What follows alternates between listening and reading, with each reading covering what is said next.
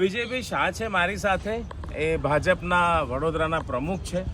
આટલી બધી activity, actual schedule જે હોય જેને આપણે કહીએ કે વ્યસ્તતા, અને છતાંય ટેનિસ માટેનો જે પ્રેમ એમનો દેખ્યો અમે લોકોએ.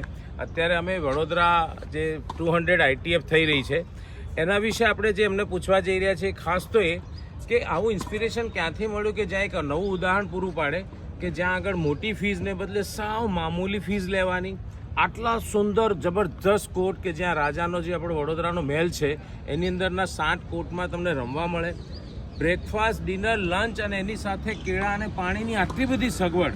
તો આવું તમને ઈચ્છા ક્યાંથી થઈ?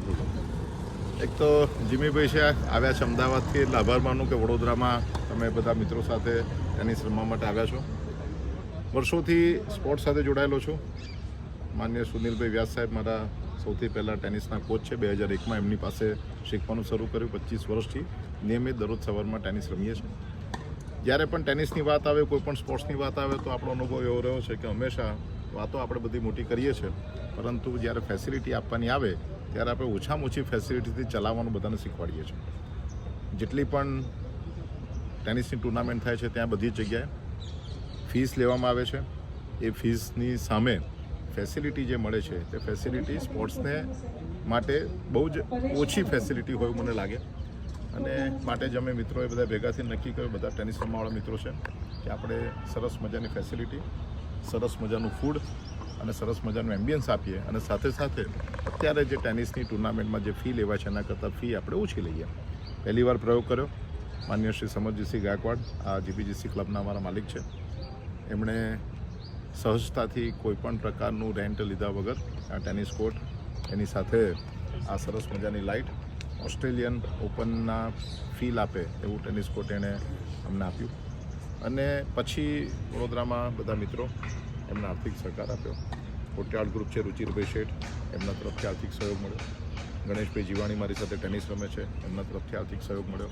બંદીશભાઈ અમારું પોતાનું હિન્દુ બ્લડ સેન્ટર, અને જે લોકો ટેનિસ રમે છે એ બધા જ લોકોએ, કોઈએ 5,000, કોઈએ 10,000, કોઈએ 25,000, કોઈએ 50,000 આવી રીતનું કન્ટ્રીબ્યુટ કર્યું, અને એવું પ્રોમિસ પણ કર્યું કે કોઈ કારણસર હજુ પણ જરૂર પડશે તો આપણે ભેગા થઈને બધા કન્ટ્રીબ્યુટ કરીશું. પણ કોઈ પણ સંજોગોમાં વડોદરામાં ટેનિસની ટુર્નામેન્ટ સિનિયર્સની જે થાય એ આખા દેશમાં એને લોકો સિમ્બોલ તરીકે ગણે એવી રીતની ટેનિસ ટુર્નામેન્ટ આપણે કરવી છે. આપણને આનંદ છે કે આપણે કરી શક્યા છે. 400થી વધારે પાર્ટિસિપન્ટ અહીંયા આવ્યા છે.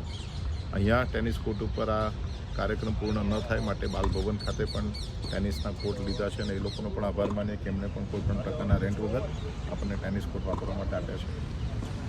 બસ એ અમારી શરૂઆત છે. આવતા વર્ષે આ જ દિવસોમાં 400 પોઈન્ટની ટુર્નામેન્ટ કરવાનું એ બધા મિત્રો ભેગાથી નક્કી કર્યું છે. અને જો ITFનો સપોર્ટ રહે, આઈટાનો સપોર્ટ રહે, GSTનો સપોર્ટ રહે તો એના પછીના વર્ષોમાં 700 પોઈન્ટની પણ ટેનિસ ટુર્નામેન્ટ અમે કરવાનું અહીંયા પ્લાન કરીએ છીએ. દર વખતે ફેસિલિટી અમે વધારતા જઈશું. આ વખતે બ્રેકફાસ્ટ, લંચ અને ડિનર સુધી સીમિત રહ્યા છે. સરસ મજાની સોવેનિયર બેગ બધાને આપી છે. આવતા વર્ષે સ્ટેચ્યુ ઓફ યુનિટી વડોદરાથી બહુ નજીક છે, તેની ટૂર પણ આપવાનું પ્લાન કરીએ છીએ. અને ભવિષ્યમાં જે લોકોને એકોમોડેશનની જરૂરિયાત હોય એના માટે એકોમોડેશનની પણ વ્યવસ્થા કરવાનું આવું અમારા અત્યારે બધા ભેગા થઈને નક્કી કર્યું છે. વડોદરા પહેલાં ક્રિકેટ માટે જાણીતું હતું. કોઈ પણ ટુર્નામેન્ટ હોય એમાં ઓછામાં ઓછો એક ક્રિકેટર વડોદરા શહેરમાંથી હોય એવું આટલા વર્ષોથી પરંપરા છે. અત્યારે હાર્દિક પંડ્યા એ વડોદરાના ક્રિકેટર તરીકે વડોદરાનું નામ સમગ્ર દેશ અને દુનિયામાં ગજવી રહ્યા છે. આવનારા સમયમાં અમારા વડોદરા શહેરના ટેનિસના કોચ સુનિલભાઈ છે, ભરતભાઈ છે, દર્શનભાઈ છે, ગણેશભાઈ છે, અને બીજા ઘણા બધા કોચ છે.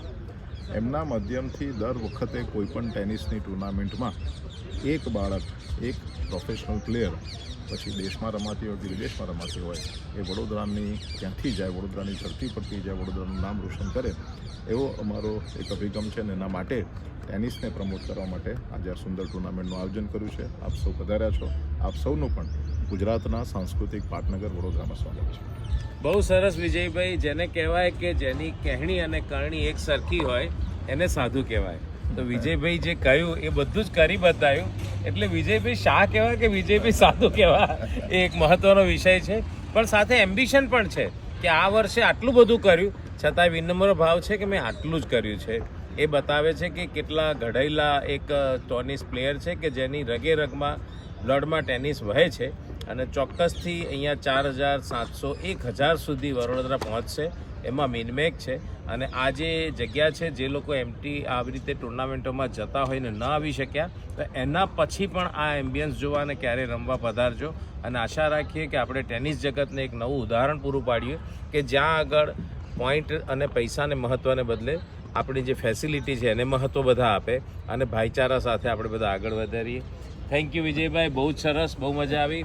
આ બાતે આ જ બધા લોકો ટેનિસ જગતમાં જે લોકો આ વસ્તુને આગળ વધારે, આ વિડીયોને વધારે ને વધારે પ્રચલિત કરીએ અને આપણે જે આપણા મોદી સાહેબનું જે સ્વપ્ન છે ફિટ ઇન્ડિયા, એને બનાવીને રહીએ, ત્યારે આપણે સાચા ગુજરાતી કહેવાઈએ. જય હિન્દ, જય ભારત.